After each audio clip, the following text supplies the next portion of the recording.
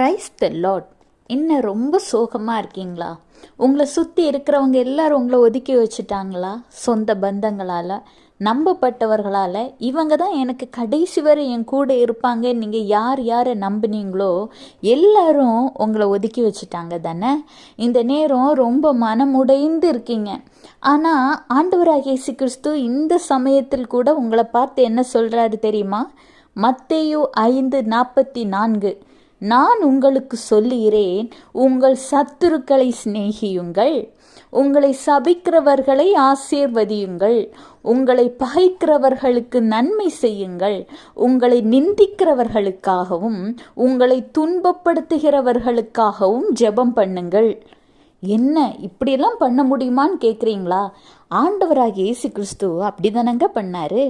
அவருடைய சாயலாக படைக்கப்பட்ட நீங்கள், ஆண்டவராகிய இயேசு கிறிஸ்துவின் செல்ல பிள்ளை நீங்களும் உங்கள் அப்பாவும் மாதிரி தானே நீங்கள் இருக்கணும். எனவே இந்த சூழ்நிலையில் கூட ரொம்ப துவண்டு போகாதீங்க, ரொம்ப கலங்கி போகாதீங்க, மனம் வருத்தப்படாதீங்க. ஆண்டவராகிய இயேசு கிறிஸ்து உங்களோடு இருக்கும் பொழுது, அவர் உங்கள் வலக்கரத்தை பிடித்து நடத்தி கொண்டு இருக்கும் பொழுது, எது நடந்தாலும் உங்களுடைய நன்மைக்காகவே. ஒரு சிலருடைய மறைந்திருந்த முகத்தை கூட ஆண்டவர் இந்த சூழ்நிலையில் உங்களுக்கு வெளிப்படுத்தி காட்டியிருக்கிறாரு.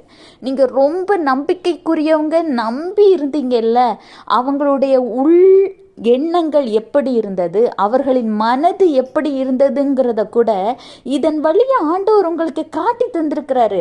அது நினச்சி சந்தோஷப்படுங்க. ஆனால் நீங்கள் அவங்க யாரையுமே வெறுக்காதீங்க, அவங்கள சிநேகிங்க, அவங்கள ஆசீர்வதிங்க, அவங்களுக்கு நன்மை செய்யுங்க. எல்லாவற்றிற்கு மேல் உங்கள் ஜெபத்தில் அவங்களுக்காக ஜெபிங்க. ஒரு காலம் வரும், அந்த நேரம் அவங்களும் மாற்றப்படுவாங்க. நம்ம மட்டும் பரலோக ராஜ்யத்துக்கு போனால் போதாதில்ல, நம்ம மட்டும் சந்தோஷமாக வாழ்ந்தால் போகாதில்ல, ஆண்டவருடைய ரட்சிப்பை அவங்களும் அறிஞ்சு கொள்ளணும். பரலோக ராஜ்யத்துக்கு எல்லா ஆத்மாவும் வரணுங்க. எனவே அவங்களுக்காக நீங்களும் ஜெபம் பண்ணுங்க. கர்த்தர் உங்கள் நிந்தையை மாற்றி உங்களையும் உங்கள் குடும்பத்தையும் ஆசீர்வதிப்பார். Have a blessed day. Jesus bless you.